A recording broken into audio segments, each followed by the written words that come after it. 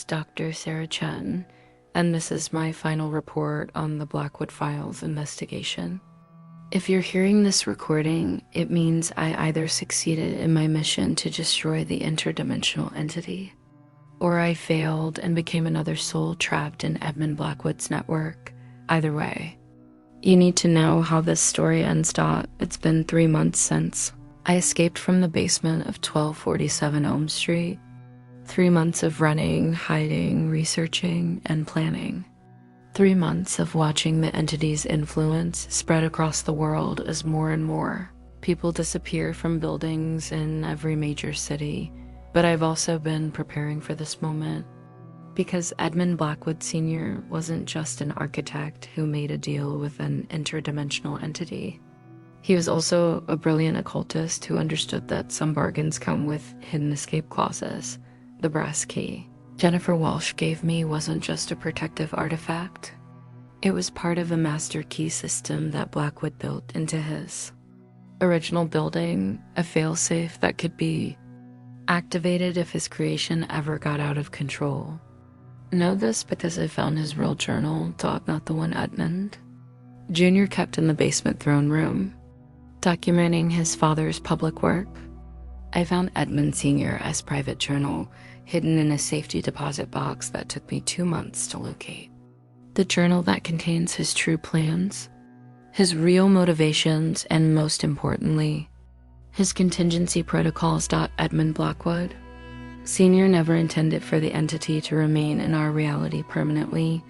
The journal entry from September 13th, 1962, exactly 1 year before Margaret Wells died in apartment 4B, reveals everything. The entity believes it has manipulated me into serving its needs.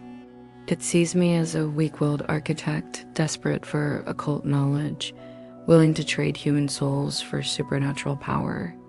But it has underestimated both my intelligence and my humanity. I have agreed to build a network of soul harvesting structures, not to serve the entity, but to trap it. Each building is designed with hidden binding circles, protective ward systems, and dimensional anchors that will prevent the entity from returning to its home realm while simultaneously limiting its power and ours. The entity needs exactly 1,000 human souls to achieve permanent manifestation in our reality.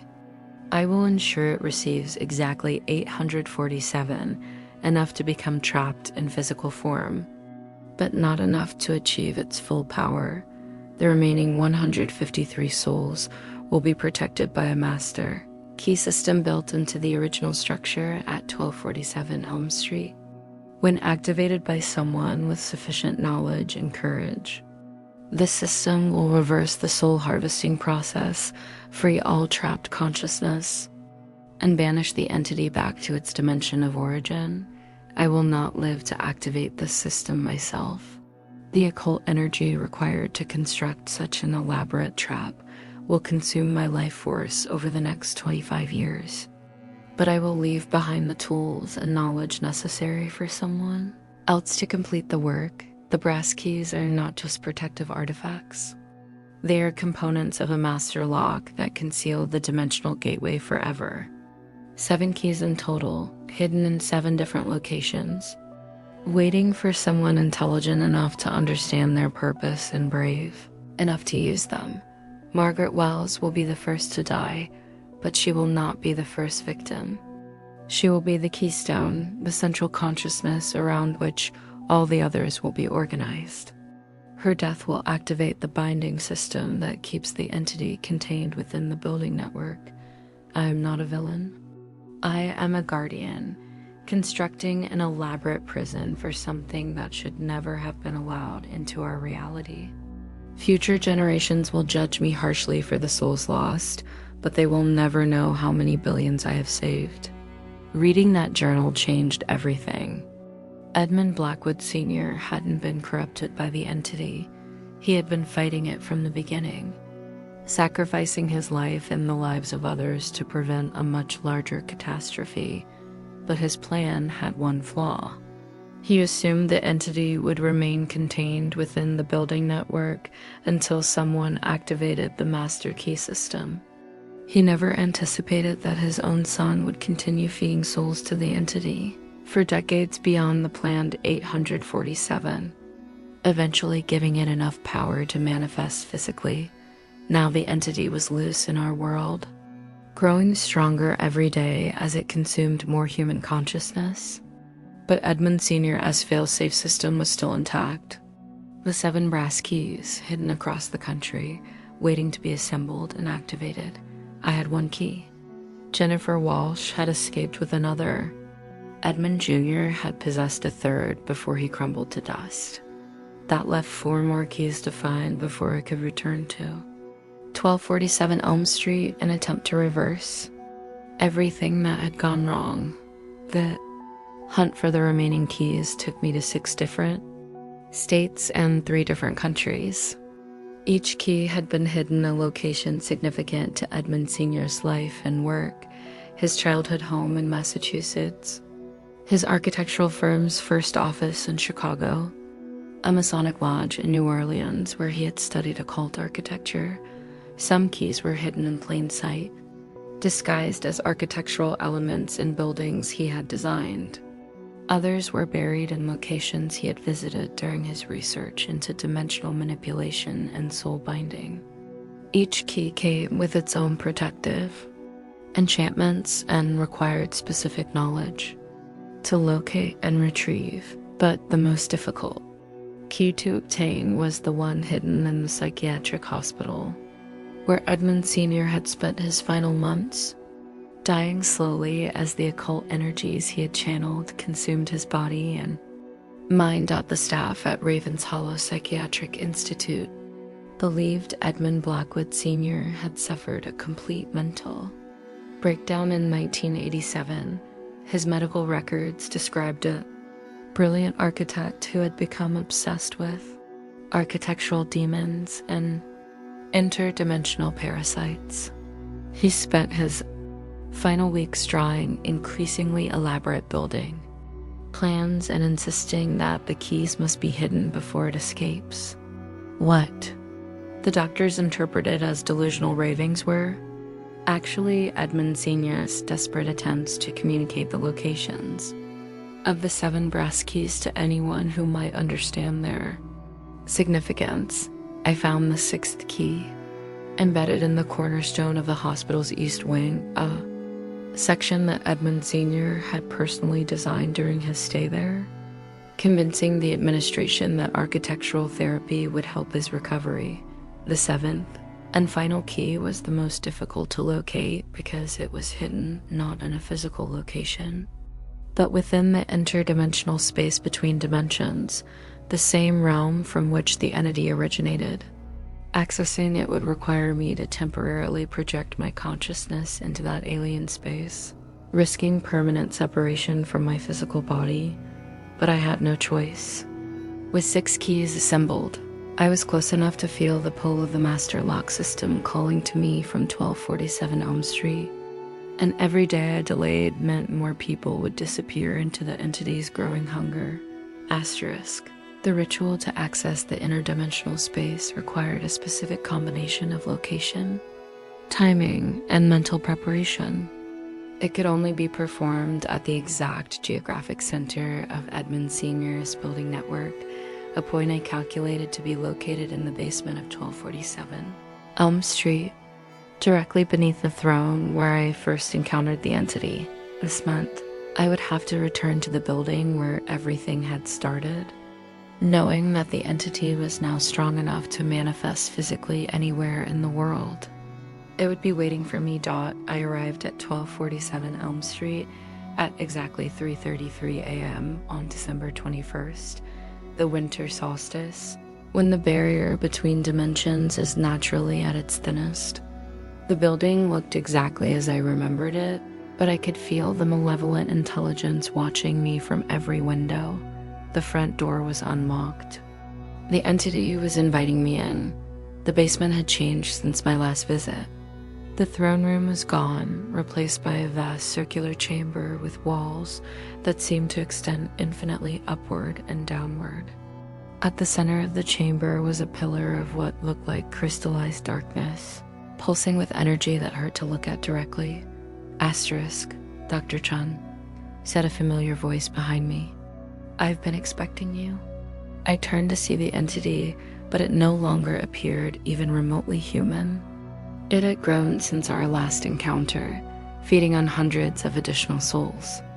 Now it stood nearly 8 feet tall, with limbs that bent in impossible directions and a face that seemed to shift between different human features, sometimes Margaret's eyes, sometimes Marcus's smile, sometimes Elena's voice. You've come to activate Edmund's little trap, it continued, gesturing to the 6 brass keys I carried in a leather bag. How wonderfully predictable. Do you really think a dead architect's parlor tricks can contain something that has existed since before your species learned to make fire? Edmund Blackwood Sr. built his entire life around stopping you, I replied. He sacrificed everything to create a prison strong enough to hold you. Edmund Blackwood Sr. was a fool who thought he could outsmart forces beyond his comprehension. His trap was nothing more than a feeding system that I allowed him to construct because it served my purposes. Did you really think I was unaware of his true intentions? The entity began to circle me, and I could see that the walls of the chamber were covered with mirrors, thousands of them, showing reflections of every person who had ever been trapped in the Blackwood network. Margaret in her apartment, Marcus in his elevator, Elena on her endless staircase, and hundreds of others I didn't recognize. Every soul Edmund collected made me stronger, the entity explained. Every building in his network expanded my influence. His son's contributions over the decades were merely dessert after the main course his father provided. Then why let me escape the first time? Why not consume me when you had the chance? Because I needed someone to gather the remaining keys for me. The ritual you're planning to perform requires all 7 keys to be brought to this exact location at this exact time. You've done exactly what I needed you to do. I felt a sinking horror as I realized the truth. The entity hadn't been hunting me for the past 3 months. It had been hurting me, manipulating my research, guiding me to find the hidden keys so that I would bring them all to this chamber where it could claim them. The 7th key, I said. It's not hidden in another dimension, is it? Oh, but it is. The entity smiled with too many teeth. It's hidden in the space between life and death, between human consciousness and interdimensional awareness. The space you'll enter when I consume your soul and add your knowledge to my collection. The entity raised one impossibly long arm, and I felt the familiar pulling sensation as it began to drain my consciousness. But this time, I was ready for it. I had spent 3 months not just searching for keys, but studying Edmund Sr.'s journals, learning the protective rituals he had developed, understanding the true nature of the entity and its weaknesses. The brass keys weren't just components of a lock. They were also weapons charged with specific frequencies that could disrupt the entity's connection to our reality. But they had to be used in the correct sequence, at the correct location, with the correct words of banishment that Edmund Sr. had embedded in his architectural designs. Pulled all 6 keys from my bag and arranged them in the pattern Edmund Sr. had described in his hidden journal, a hexagram with 1 point deliberately left empty. The keys began to glow with warm light that pushed back against the entity's influence. Impossible, the entity hissed, its form becoming less stable as the keys activated. Those are binding keys, not banishment keys. They cannot send me back without the 7th key. You're right, I said, stepping into the center of the hexagram. They can't send you back, but they can do something else. The entity's expression changed as it realized what I was planning. You can't, it whispered. If you complete the ritual without the 7th key, You'll trap us both in the interdimensional space forever. You'll sacrifice your own consciousness to keep me contained. Edmund Blackwood Sr. sacrificed his life to build this prison. The least I can do is sacrifice mine to make sure it works. I began reciting the words Edmund Sr. had hidden the architectural specifications of every building in his network. Not construction notes, but an elaborate banishment spell written in a language that predated human civilization. The effect was immediate. The chamber began to collapse inward, the mirrors shattering one by one as the trapped souls they contained were finally released. I saw Margaret Wells smile and walk into a light that seemed to come from everywhere and nowhere. I saw Marcus step off his eternal elevator ride and embrace the darkness beyond. I saw Elena finish climbing her impossible staircase and open a door that led to peace, one by one. All 1,847 souls were freed from their supernatural prisons, their combined liberation creating a massive energy discharge that began to tear holes in the fabric of reality itself. The entity tried to escape, but the brass keys had created a containment field that encompassed not just the chamber, but the entire interdimensional space surrounding it. We were both trapped in a pocket dimension that was rapidly collapsing into itself. "This won't hold me forever," the entity screamed as its form began to break apart. "I'll find a way back to your reality, and when I do, I'll consume every human consciousness on your planet in revenge." "Maybe," I said, feeling my own consciousness beginning to fade as the interdimensional space consumed both of us. "But it will take you centuries to break through Edmund's barriers. And by then, humanity will be ready for you." The last thing I saw before the pocket dimension collapsed completely was the entity's look of pure rage as it realized it had been outmaneuvered not by one architect, but by 3 Edmund Blackwood Sr., who had built the trap, his son who had unknowingly powered it beyond its original specifications, and me, who had chosen to spring it even at the cost of my own existence. Asterisk. But I'm not dead. At least. Not in the traditional sense when the pocket dimension collapsed. It didn't destroy my consciousness. It dispersed it across the entire network of buildings that Edmund Sr. had constructed.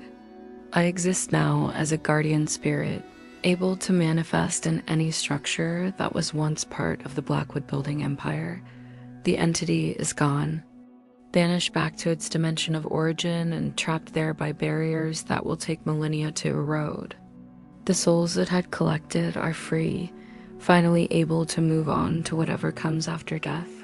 The buildings in Edmund's network are just buildings now, no longer capable of trapping human consciousness, but my work isn't finished.